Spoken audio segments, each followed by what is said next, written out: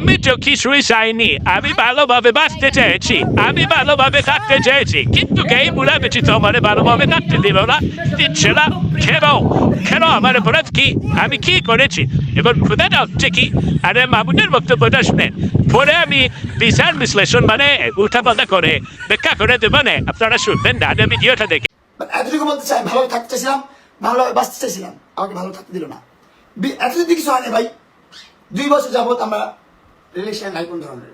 এই লাইলা আক্তার ফরহাদ, তার প্রথম বাচ্চা হচ্ছে ইনার আক্তার ইনি, সেকেন্ড বাচ্চা অ্যালিস। সেগুলো গোপন কিছু যা কাছে বাবা, আমি জানতে চাই না কেন জানেন? কারণ আমি তাকে মন থেকে ভালোবাসি না, কখনো কখনো তার সাথে প্রেম করি না, প্রীতি করি নাই।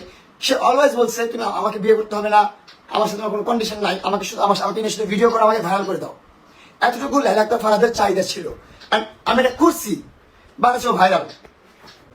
যাই হোক, ও এখন বাংলাদেশে ভাইরাল, তাই না? ভাইরাল তো করছি। ভাইরাল হওয়ার পর এখন ওর ভিউজ হয় না মামুন ছাড়া। ভাইরাল হওয়ার পর মামুন ছাড়া ফেসবুকে লাইক আসে না, কমেন্টস আসে না। কি করতে হবে? মামুনকে আওয়াজ হতে হবে, মামুনের ছবি ছিড়বো, মামুনের ছিড়বো, মামুনের পোশাক ফালাইবো, এটা বসে।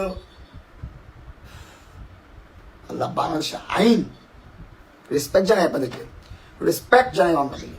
আমি বিনোদনের পাত্র হতে চাই না, আমি খুব সোবারলি লাইফ লিড করতে চাই, খুব সুন্দরভাবে লাইফ লিড করতে চাই। আমার লাইফে কোনো ধরনের ঝামেলা আমি চাই না।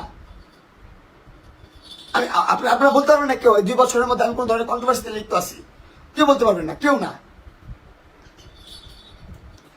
ব্লু ফায়ার লাইলা, মানে লাইলা আক্তার ফরহাদ নাম্বার 1 ভালো মানুষ, ভালো মানুষ, খুব ভালো মানুষ। এখন কথাটা হচ্ছে মামুন ভালোভাবে বাঁচতে চায়, কিন্তু লাইলা হালারা মামুনকে ভালোভাবে বাঁচতে দিচ্ছে না। কেন দিচ্ছে না? একটা কথা হচ্ছে কি জানেন, এই লাইলা আর মামুনে, মানে মামুন ছিল একটা টুকাই, মানে এটা আমার কথা মা, এটা হচ্ছে লাইলার কথা। টুকাই থেকে মামুনকে নিয়ে রাতপর সাথে ছিল লাইলা, তাদের মধ্যে একটা প্রেম ছিল, একটা ভালোবাসা ছিল, অনেক তারা লাগালাগি করছে, মানে উল্টা পাল্টা করে দিচ্ছে আর কি, আন্দে বান্দে ক্লোজ করে আসে গেছে। এখন কথাটা হচ্ছে কি জানেন, মামুন তো হচ্ছে খুশিটা সে এখন আর মানে এই যে ডেমিস্টেনিস আইটা মজা লাগতেছে না, স্বাদ লাগছে না, এর জন্য ছেড়ে দিছে। এখন কথা হচ্ছে মামুনে এখন একটা খুশি ডাবতেছে, তার মতো খুশি ডাবতেছে, সিডাবটা খাইতেছে।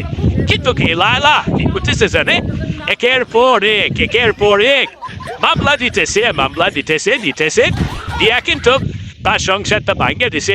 এখন তার বউ খুশি ডাবটা সে লাগেছে তারে ফালাই। এখন এই মামুন বেচারা কি করবো? আপনারাই বলে এই মামুন বেচারা কি করবো? বলবো মানুষই করে। কথাটা হচ্ছে আমার বক্তব্য হলো লাইলা, তোমাকে বলবো এই মামুন খুশির আপনারেও তুমি চাইরা দাও, আর তুমি তোমার মতো একটা ধরে নাও।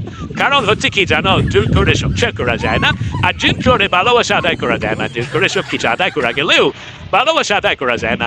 এটা হচ্ছে তোমার জন্য সাজেশন। আর দর্শক বন্ধুরা, আপনারা অবশ্যই কমেন্ট বক্সে জানিয়ে যাবেন আপনাদের মতো।